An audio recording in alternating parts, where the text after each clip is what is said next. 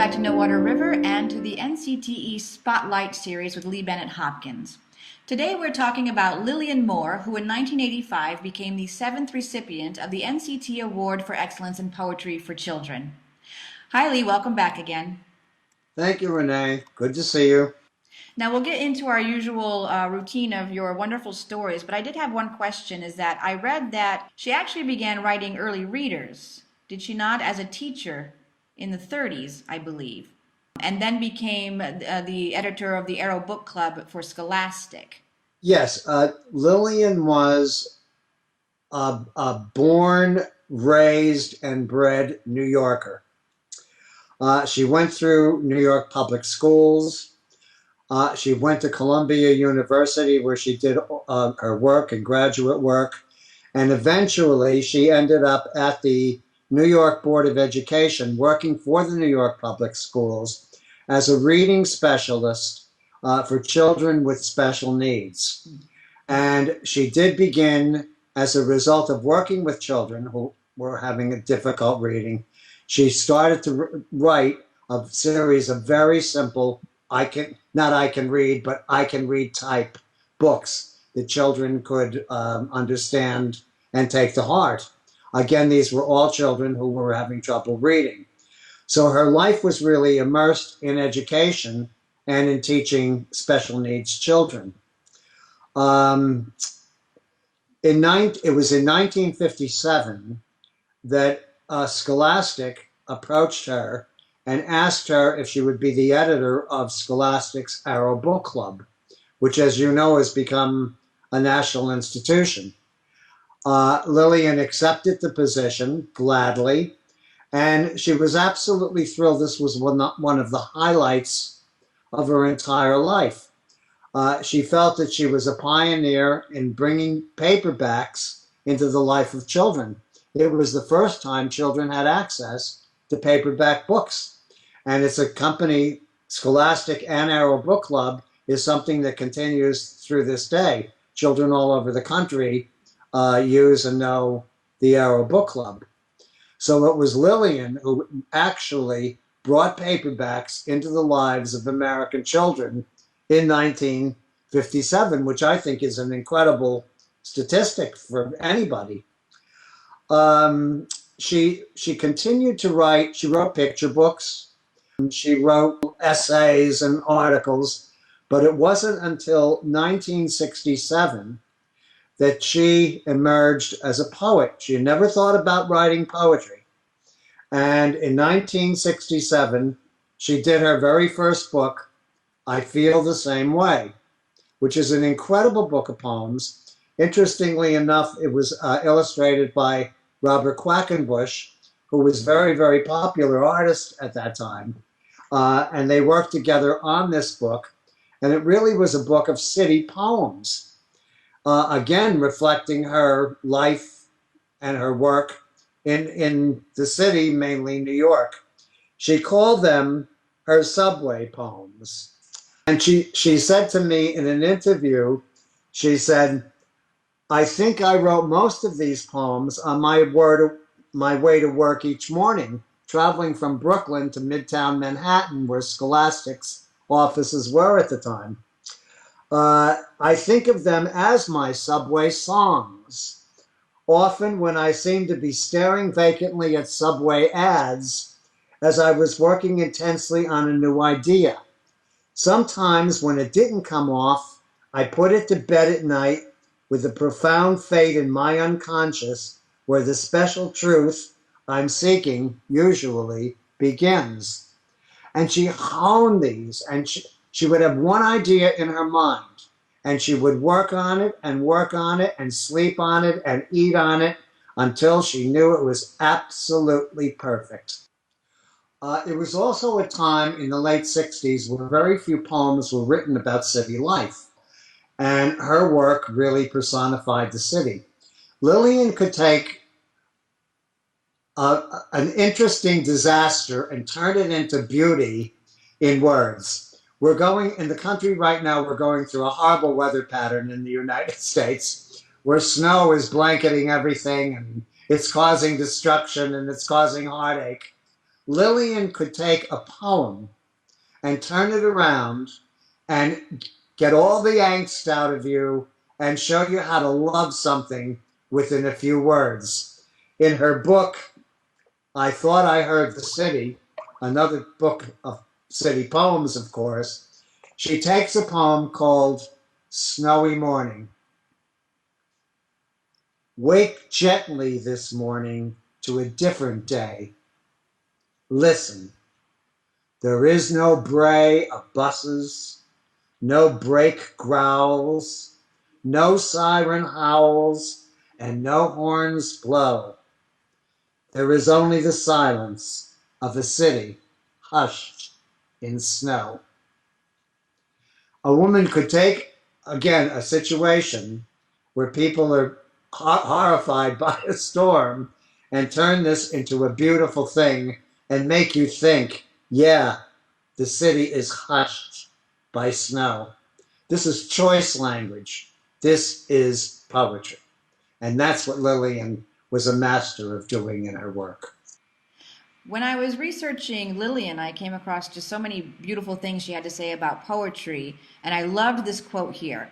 Poems should be like fireworks, packed carefully and artfully, ready to explode with unpredictable effects. I think that pretty much sums it up.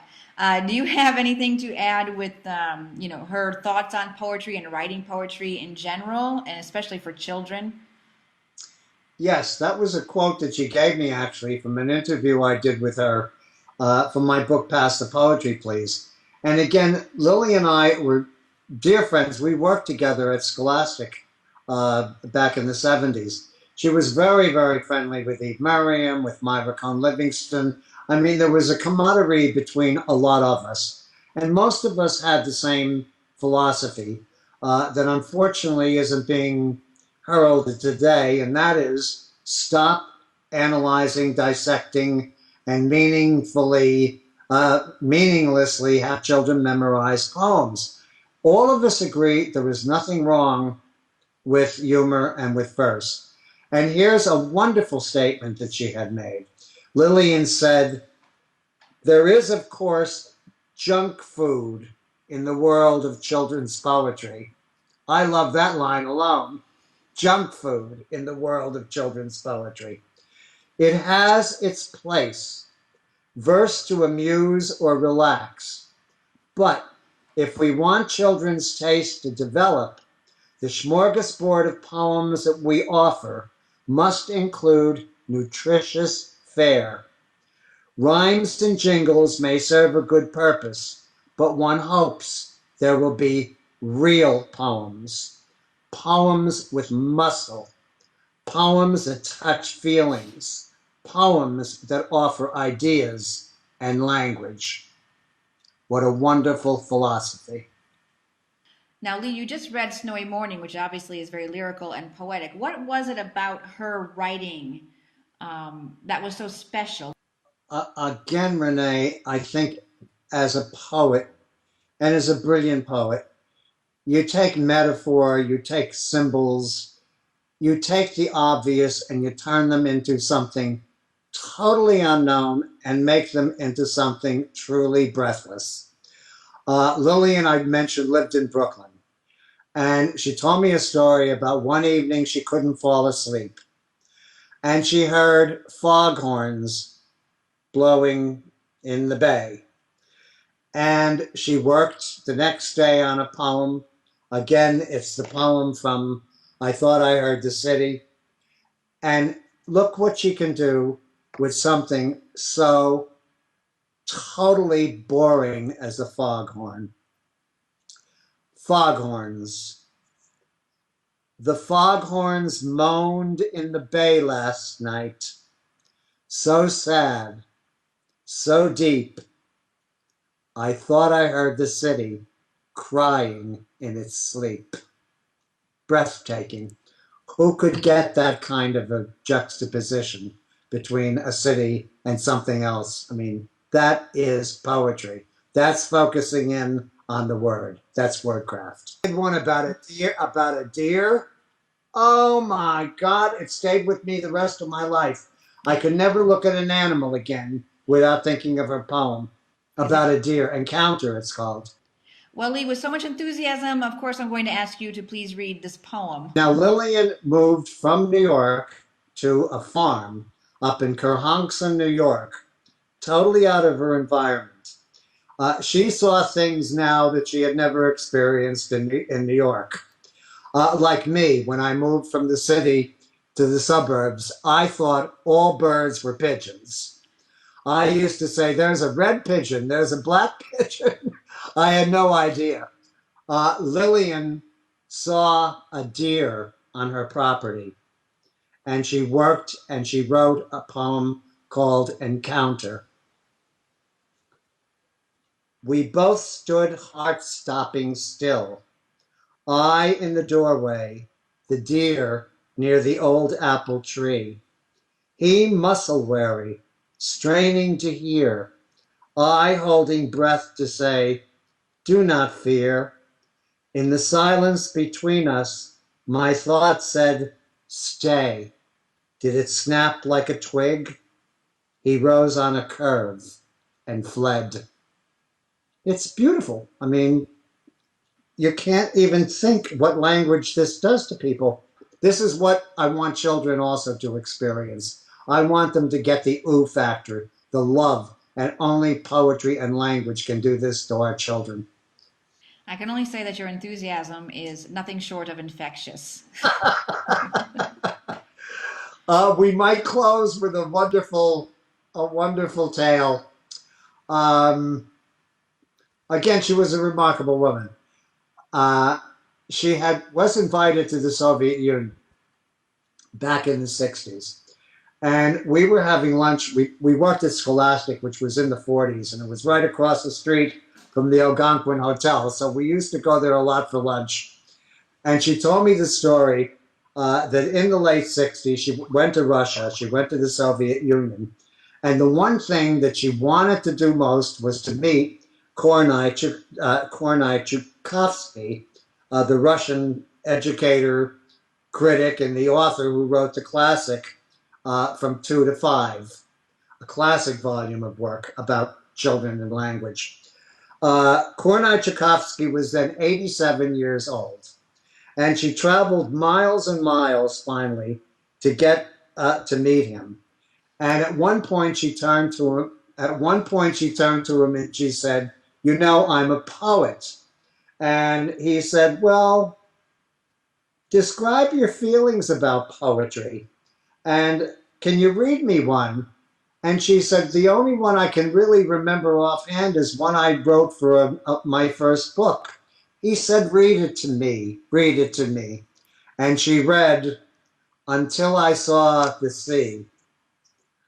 Until I saw the sea, I did not know that wind could wrinkle water so.